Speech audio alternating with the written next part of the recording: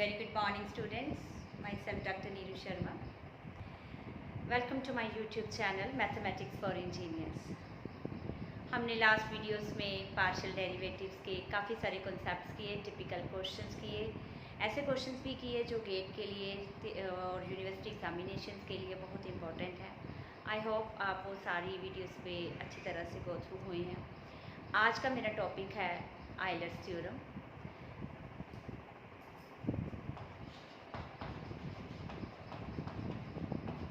Very important theorem for university examination, for your grade preparation, and also for you to make your portions of partial derivative very easier. Euler theorem, Euler theorem, कुछ भी आप इसको pronounce कर सकते हैं, different way से आप इसको pronounce कर सकते हैं। इस थ्योरम को अच्छी तरह से अंडरस्टैंड करने के लिए मुझे सबसे पहले जो कॉन्सेप्ट समझना पड़ेगा वो है homogeneous function.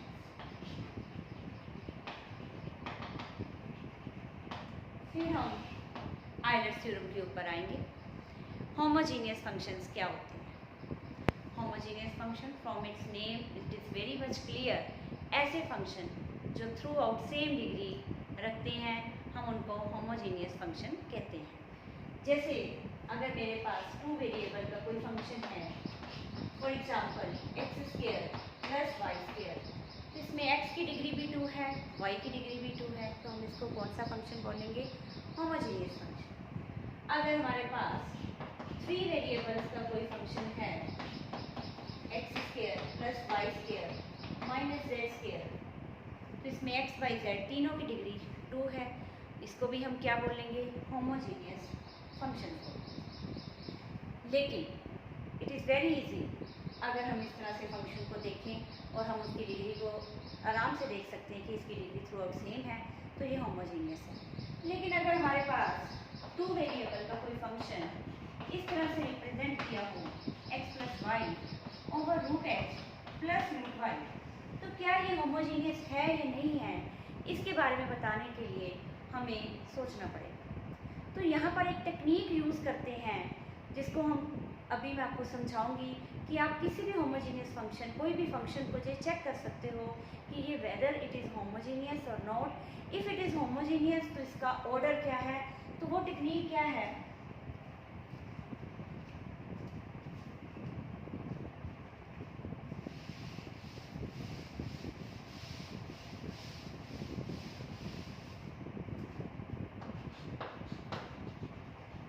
Homogeneous function.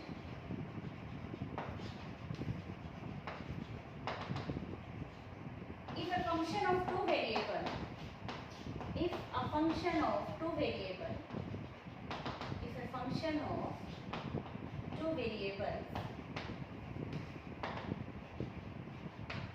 can be expressed in the required form. What is that form? U equal to x raised to power n function of y by x, phi of y by x, or y raised to power this function of x over y, then it will be called a function of it will be called a homogeneous function of order n. इसका क्या मतलब है? अब इसको ध्यान से समझते हैं। कहते हैं कि अगर आपके पास 2 वेरिएबल का कोई फंक्शन है x और y, अगर हम उसको इस फॉर्म में रिप्रेजेंट कर सकें, ये फॉर्म क्या है कि आप जितना भी x उसमें कॉमन ले सकते हो, आप उसमें से लीजिए और अंदर सारा का सारा फंक्शन y बाई एक्स में चला जाना चाहिए, तो वो एक होमोजीनियस फॉर्म है, वो एक फंक्शन एक होमोजीनियस है। अगर आप इस रिक्वायर्ड फॉर्म में उसको रिप्रेजेंट ना कर सको तो वो होमोजीनियस नहीं है। मतलब आप इसमें x भी कॉमन ले सकते हो, y भी कॉमन ले सकते हो। अगर x कॉमन लिया तो फंक्शन y बाई एक्स में चला जाना चाहिए, अगर y कॉमन लिया तो फंक्शन सारा x बाई y में चला जाना चाहिए। जैसे मैंने क्वेश्चन की एग्जांपल ली थी, u is equal to x plus y over root x plus root y, तो आप न्यूमरेटर में x कॉमन लीजिए, तो आप इसको किस फॉर्म में लिखिए? ऊपर 1 प्लस वाई बाई एक्स, नीचे रूट एक्स मैक्सिमम कॉमन आ रहा है हमारे पास, तो इट विल बी √x, तो ये इसके साथ कैंसिल हो गया। ऊपर आ गया आपके पास √x inside 1 + y/x over 1 + √y/x। ध्यान से देख लीजिए, मैंने इस फंक्शन को y/x की फॉर्म में रिप्रेजेंट करने की कोशिश करी। वो रिप्रेजेंट करने के लिए मुझे x कोई पावर को कॉमन लेना पड़ेगा, और वो कितनी पावर होगी वो हमें हर क्वेश्चन में देखनी पड़ेगी, कितनी मैक्सिमम पावर हम कॉमन ले सकते हैं कि वो सारा का सारा फंक्शन y/x में चला जाए। अगर तो इस फॉर्म में चला गया, अब आप देखिए यहाँ तो हमारे पास कांस्टेंट पड़ा है, यहाँ y/x पड़ा है, तो हम इसको लिख सकते हैं x की power 1/2 a function of y/x। मतलब कोई भी फंक्शन है जिसमें सिर्फ और सिर्फ y/x है, तो ये हमारे पास फंक्शन क्या बन गया, एक होमोजीनियस बन गया। और इसका ऑर्डर भी कह देते हैं, कई बुक्स में इसको डिग्री से भी लिखा होगा, तो डिग्री भी कह देते हैं। तो इसकी ऑर्डर और डिग्री कितनी है हमारे पास, 1/2। अगर तो ये इस फॉर्म में लिखा जाएगा तभी फंक्शन होमोजीनियस है। अब स्टूडेंट्स के माइंड में आएगा कि भाई क्या हम x से कॉमन ले सकते हैं? नहीं, यहाँ पर मैंने दो फॉर्म ली है। इसमें आपको मैंने यही समझाने के लिए कहा है, अगर यहाँ पर x की जगह y कॉमन लिखते तो ये सारा क्वेश्चन x/y में चला जाना था, इसका ऑर्डर 1/2 ही रहना था, लेकिन ये फंक्शन x/y की फॉर्म में लिखा जा सकता था। इसका मतलब या तो फंक्शन x/y या फंक्शन y/x की फॉर्म में लिखा जाए, और उसके अकॉर्डिंगली x और y की जो पावर बाहर आती है, अगर तो इस फॉर्म में आ जाता है फंक्शन, तभी हमारा फंक्शन होमोजीनियस है, नहीं तो नहीं है। कुछ एक एग्जांपल्स लूँगी कि आपको होमोजीनियस फंक्शन के बारे में और क्लैरिटी हो जाए।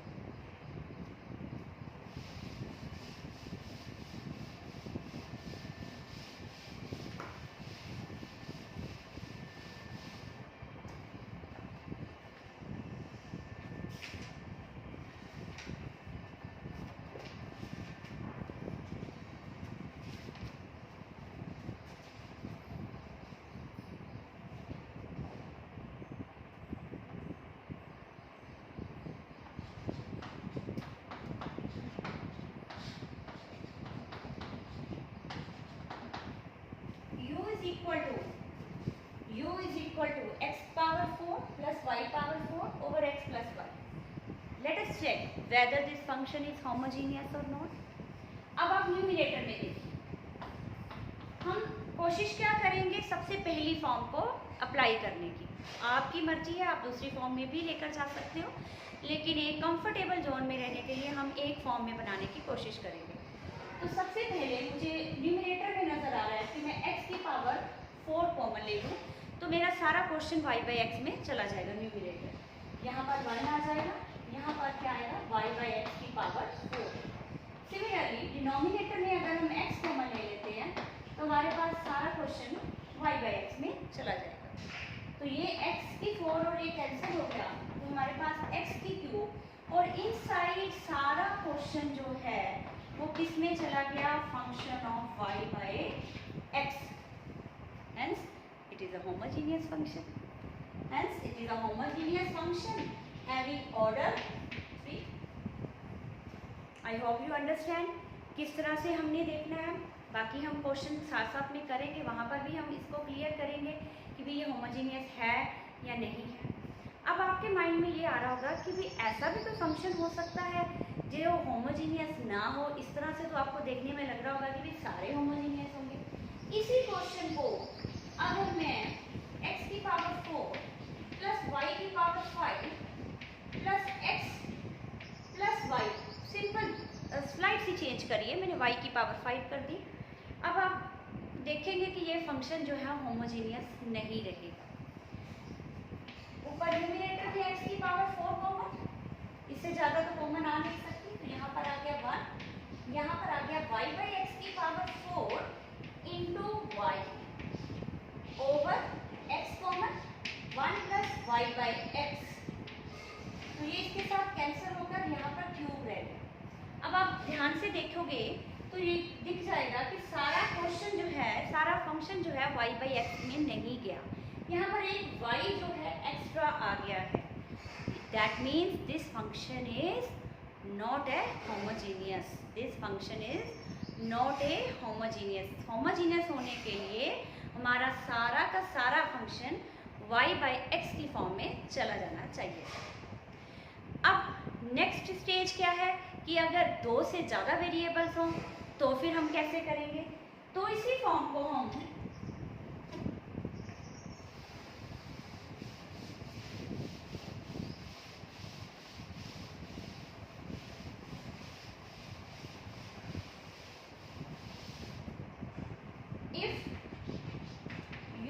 function of 3 variable, then you will have x, y, z.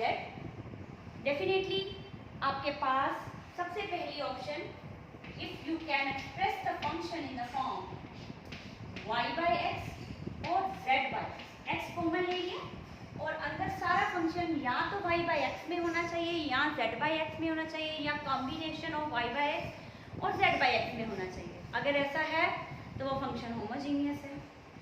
और y को अगर आप कॉमन लेते हो then the whole function should be in this form.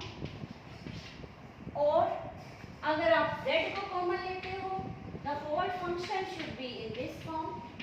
It is your wish.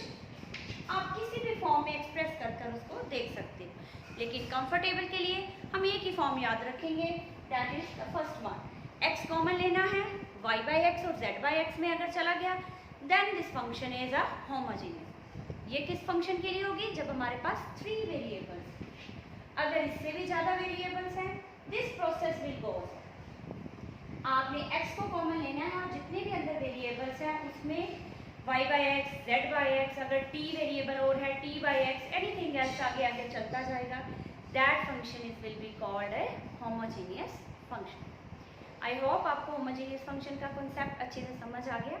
फिर भी हम हर क्वेश्चन में, क्योंकि आइलर्स थ्योरम को यूज़ करने के लिए मुझे सबसे पहले होमोजीनियस फंक्शन को प्रूव करना पड़ेगा, तभी हम आइलर थ्योरम को अप्लाई कर सकते हैं। तो फिर वहाँ पर भी हम इसको और डीपली समझते रहेंगे। तो let us start our Euler theorem statement. Yes, this is the statement of Euler theorem, very very important statement. Let us read it. If u is a homogeneous function of degree n, तो सबसे पहली condition जो लगती है कि अपनी copies पे underline कर लीजिए, आइलर्स थ्योरम लगनी कहाँ पर है? जब फंक्शन होमोजीनियस है।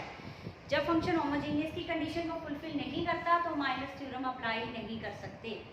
If u is a homogeneous function of degree n, degree और ऑर्डर कुछ भी कह सकते हो, इफ डिग्री n का होमोजीनियस फंक्शन है इन x एंड y, मतलब हम 2 वेरिएबल्स की बात कर रहे हैं, फिर उसको एक्सटेंड करेंगे। अगर u is a homogeneous function of degree n of 2 variables then this will hold. Very important statement, क्या होल्ड करेगा? x into curl u by curl x plus y into curl u by curl y equal to nu। एक बार फिर देखिए, if u is a homogeneous function of degree n in 2 variables then this statement will hold। क्या statement है? x into curl u by curl x plus y into curl u by curl y equal to n into u। हम इसको proof भी करते हैं क्योंकि examination में, university examination में इसका प्रूफ आता है। अदरवाइज अगर कॉम्पिटिटिव एग्जाम्स आप देखते हो तो इसकी स्टेटमेंट को हम यूज़ करते हैं। तो प्रूफ के लिए if start the proof, if u is a homogeneous function, तो अब अपनी कॉपीज पे लिखिए हम u को किस फॉर्म में एक्सप्रेस कर सकते हैं। Can I express the u in this form? मैंने आपको बताया था कि हम कंफर्टेबली पहली फॉर्म को ही लेंगे, बाकी आपकी अपनी मर्जी है, दूसरी फॉर्म को ले सकते हो। If u is a homogeneous function in 2 variable, तो हम उसको इस फॉर्म में लिख सकते हैं। अभी हमने इस पे डिस्कशन की। अब हमने इसका क्या लेना है? First order derivative, that means curl u by curl x। इसका पार्शियल डेरिवेटिव ले रहे हैं विद रिस्पेक्ट टू x। अब x इसमें भी है, x इसमें भी है, तो हमारा यहाँ पर कौन सा रूल लगेगा? Product rule. प्रोडक्ट रूल के accordingly first function as it is, derivative of second, phi का डेरिवेटिव फाई डैश, क्योंकि हमें पता नहीं है फाई क्या है, what will be it phi, हम उसका डेरिवेटिव ले लेंगे तो हम उसको मैथमेटिकली क्या लिखते हैं? Phi dash. Phi five dash of y by x into y by x का derivative curl x of y by x plus five y by x as it is, मतलब second function as it is, derivative of first x की power n का derivative क्या लिखोगे आप, n into x raise to power n minus one. एक बार फिर देखिए, u is given to you x raise to power n five of y by x, तो curl u by curl x क्या होगा, यहाँ पर प्रोडक्ट रूल लगेगा, first function as it is, derivative of second five का derivative five dash of y by x into curl x of y by x plus second function as it is, derivative of first. अब इसको थोड़ा सा simplify करते हैं, x की power n five dash of y by x into with respect to इसका x derivative आप कर रहे हो, y क्या है, कांस्टेंट है तो बाहर आ गया, 1 बाई एक्स का डेरिवेटिव मीन्स x की पावर माइनस वन, x की पावर माइनस वन का with respect to x derivative करोगे, पावर आगे पावर टू एक्स से रिड्यूस, दैट इज x की power minus two plus five y by x as it is into n x raise to power n minus one. अब इसको हम और simplified form में लिखेंगे,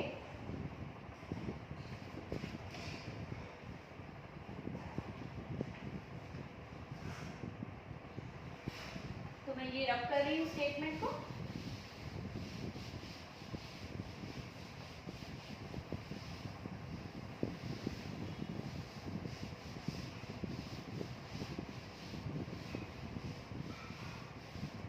now curl u by curl x is equal to x raised to power n, ये negative sign बाहर आ गया, into y upon x square five dash y by x plus n x raised to power n minus 1 phi of y by x, give it equation number 1। तो सबसे पहला काम हमारा curl u by curl x निकालना था, हमने निकाल लिया, और इसको इक्वेशन नंबर 1 कहते हैं। Now find curl u by curl y।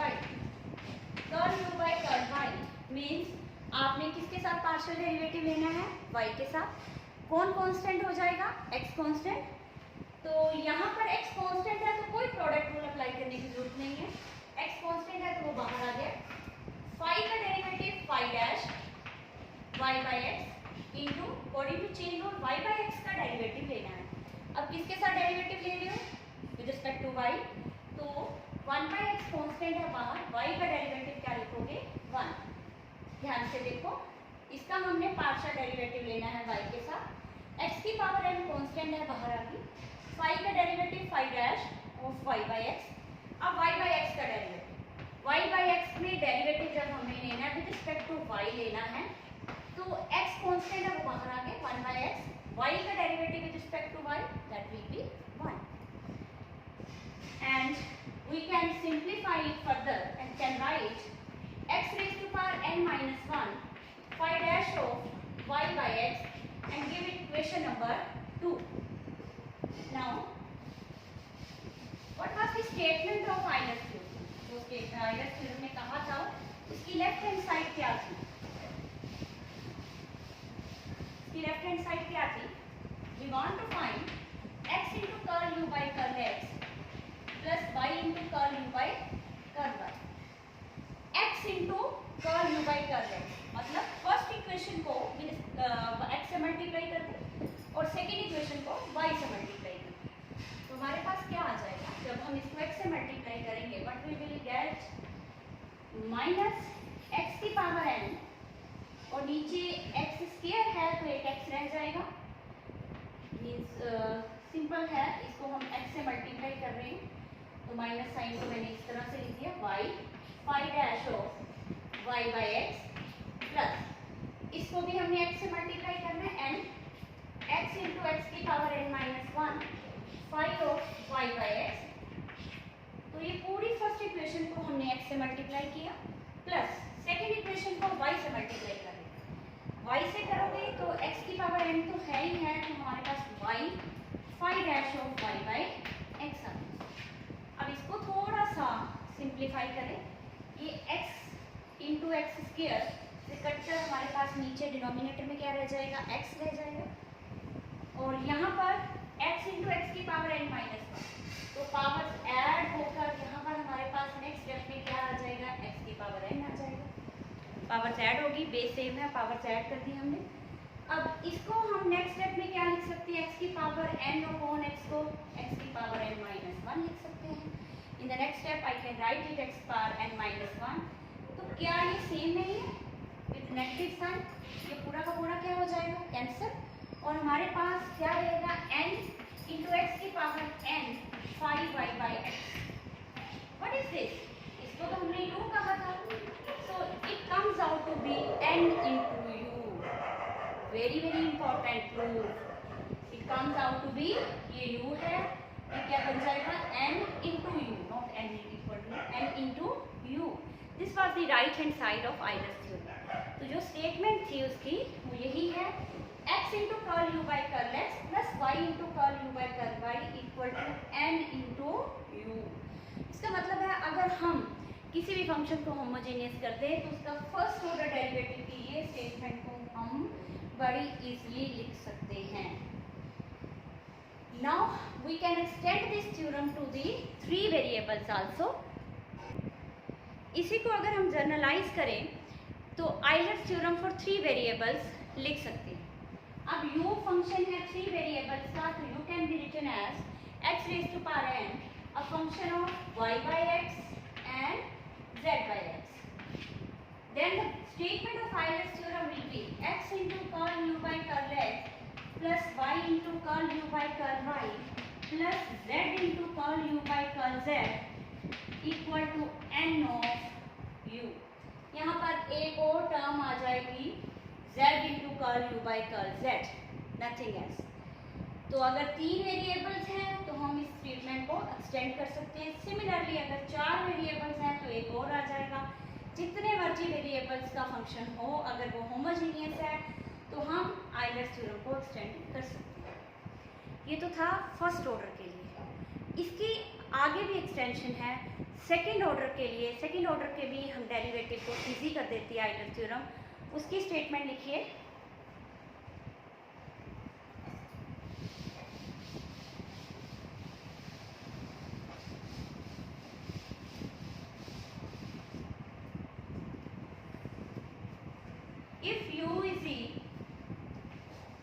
if u is a homogeneous function, if u is a homogeneous function of degree n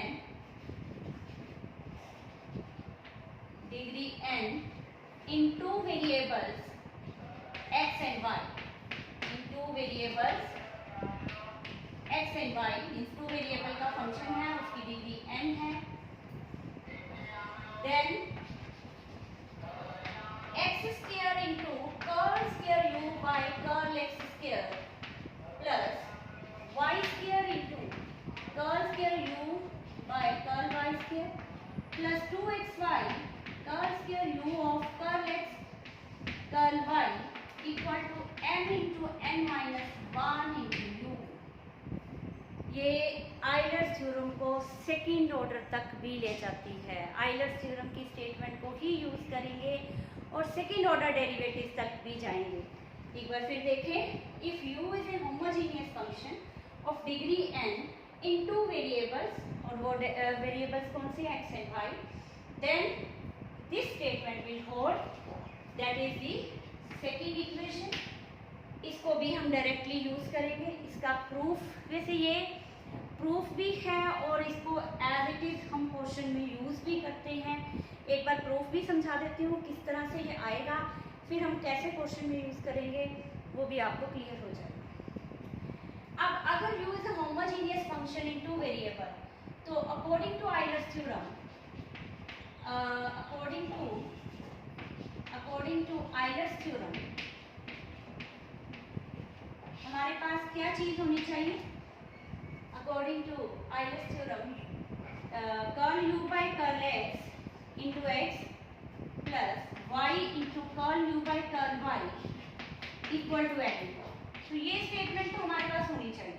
अगर u होमोजीनियस फंक्शन है टू वेरिएबल का और डिग्री उसकी n है तो Euler's theorem कहती है कि ये स्टेटमेंट होनी चाहिए। अब हम क्या करेंगे, ये सेकेंड इक्वेशन को प्रूफ करने के लिए, it is the proof of second equation. ये हमारी स्टेटमेंट है, दिस विल होल्ड, ये हमारी स्टेटमेंट है and this is the start of the proof. Differentiate first equation with respect to x। सबसे पहला काम है x को डिफरेंशिएट करिए, फर्स्ट इक्वेशन को डिफरेंशिएट करिए विद रिस्पेक्ट टू x।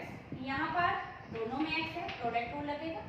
लगाइए x as it is derivative of curl u by curl x, उसका डेरिवेटिव क्या होगा curl square u by curl x square. एक बार और डेरिवेटिव लेंगे curl u by curl x का, एक बार और x के साथ डेरिवेटिव लेंगे, then it will be a curl square u by curl x square plus curl u by curl x as it is x का derivative with respect to x क्या होगा 1 प्लस, इसमें कोई प्रोडक्ट रूल नहीं लगेगा क्योंकि y constant है, क्योंकि हम x के साथ डिफरेंशिएट कर रहे हैं।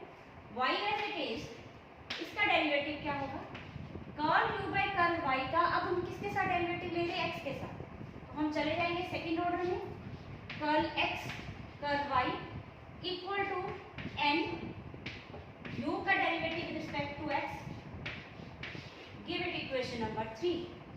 सबसे पहला स्टेप क्या होगा, हम आइलर्स थ्योरम की स्टेटमेंट को लिखेंगे क्योंकि u होमोजीनियस फंक्शन है, और फर्स्ट इक्वेशन को विद रिस्पेक्ट टू x क्या करेंगे डिफरेंशिएट। यहाँ पर प्रोडक्ट रूल लगेगा, first function as it is derivative of second plus second function as it is derivative of first plus यहाँ पर कोई प्रोडक्ट रूल नहीं लगेगा क्योंकि y कांस्टेंट है, तो y को बाहर curl u by curl y का x के साथ differentiation equal to n curl u by curl x, और इसको हम इक्वेशन नंबर 3 कहते हैं।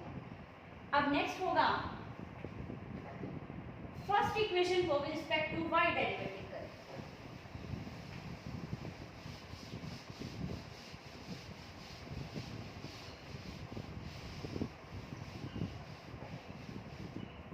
Differentiate first equation with respect to y, तो करिए y के साथ डिफरेंशिएट कर रहे हो तो x कांस्टेंट हो गया हमारे पास, तो यहाँ पर कोई प्रोडक्ट रूल नहीं आएगा इसमें क्योंकि x कांस्टेंट है वो बाहर आ गया। Curl u by curl x का with respect to y derivative क्या होगा curl square u curl y curl x plus, जब यहाँ पर डेरिवेटिव लेने लगेंगे तो प्रोडक्ट रूल लगेगा। फर्स्ट फंक्शन मतलब y as it is, curl u by curl y का डेरिवेटिव क्या होगा curl square u by curl y square, इसका with respect to y derivative plus curl u by curl y as it is, y का derivative क्या होगा 1 equal to n curl u by curl y। First equation को with respect to हमने y derivative किया, x constant बाहर, इसका derivative curl square u curl y curl x plus यहाँ पर y एज इट इज, इसका derivative curl square u by curl y square plus curl u by curl y as it is, y का derivative 1 equal to n curl u by curl y। तो ये fourth equation हो गई। Now it's very easy, आप third equation को x से multiply करो, मतलब जो x से डिफरेंशिएट होकर आई है उसको x से मल्टीप्लाई। फोर्थ इक्वेशन को y से मल्टीप्लाई करो, मतलब जो y से डिफरेंशिएट होकर आई है तो उसको y से मल्टीप्लाई और ऐड करिए। What will be here x square curl square u by curl x square, left hand side इसमें x से मल्टीप्लाई कर रहे हैं plus x curl u by curl x plus x into y curl square u by curl x curl y।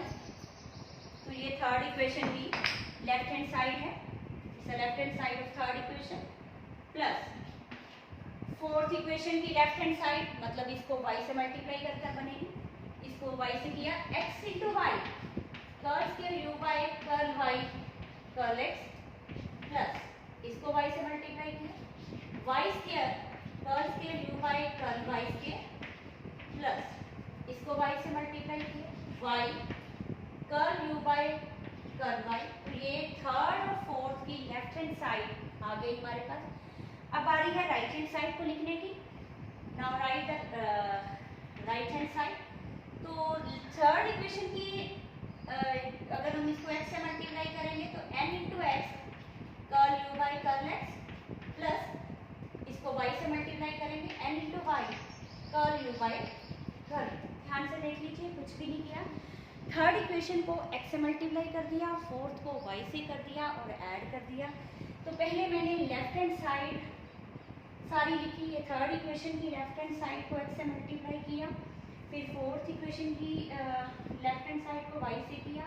लिखने के बाद ये right hand side को x और y से मल्टीप्लाई कर ऐड कर दिया।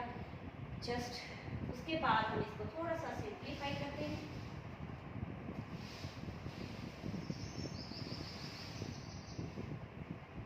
सिंप्लीफाई के लिए अब ये वाली टर्म मुझे चाहिए, x square curl square u by curl x square and this one plus y square.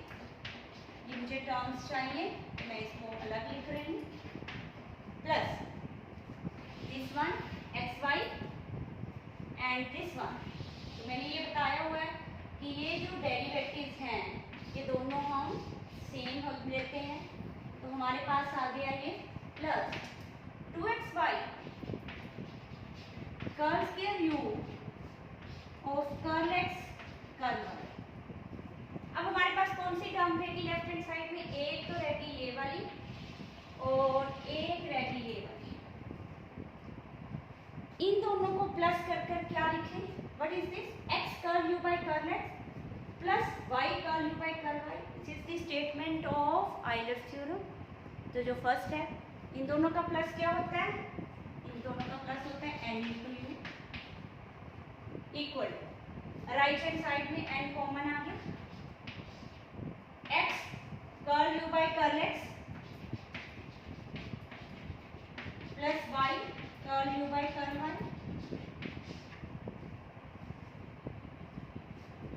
Now the last step,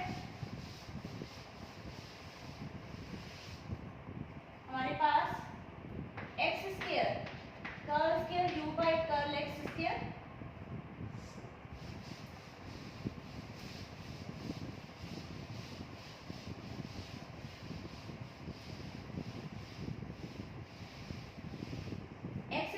curl square u by curl x square plus y square curl square u by curl y square plus 2xy curl square u by curl x curl y equal to, इसको भी क्या लिखेंगे? This is the statement of Euler's theorem.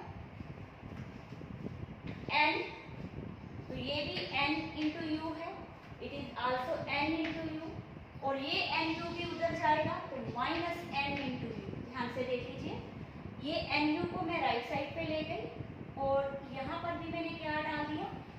n into u, because it is the statement of Euler's theorem. Euler's theorem के accordingly जहाँ पर भी ये term आ जाएगी, अगर u होमोजीनियस है, you can write it n into u. तो लास्ट में ये nu अगर कॉमन ले लें तो n into n minus one into u. तो ये हमारे पास राइट हैंड साइड बन गई। Left hand side as it is, this we want to prove. तो ये है आयलर्स थ्योरम को सेकंड ऑर्डर पर लेकर जाना। तो अगर ये याद होता है तो बहुत अच्छा है, नहीं याद होता तो आपको मेन आयलर्स थ्योरम की स्टेटमेंट याद रखनी है। अगर u होमोजीनियस फंक्शन है, x into curl u by curl x plus y into curl u by curl y equal to n into u. n is the order of और degree of a homogeneous function. उसके बाद यही steps हम follow करेंगे, second order पे ले जाएंगे। मतलब उस इक्वेशन को with respect to x differentiate करो, फिर उसी इक्वेशन को with respect to y differentiate करो, जिसको x से डिफ्रेंशिएट किया उसको x से मल्टीप्लाई कर दो, जिसको y से डिफ्रेंशिएट किया उसको y से मल्टीप्लाई कर दो, ऐड कर दो, you will get the final statement. तो ये थी Euler's theorem, very important for university examination. इनके प्रूफ आते हैं, कॉम्पिटिटिव एग्जामिनेशन के लिए इनके प्रूफ नहीं आते, लेकिन उनको हम यूज़ करते हैं। तो यूज़ करने के लिए क्लैरिटी होनी चाहिए, इसको ध्यान से समझिए। The next video I will upload the examples, different examples of Euler's theorem. तब तक के लिए thank you, keep on watching mathematics for engineers.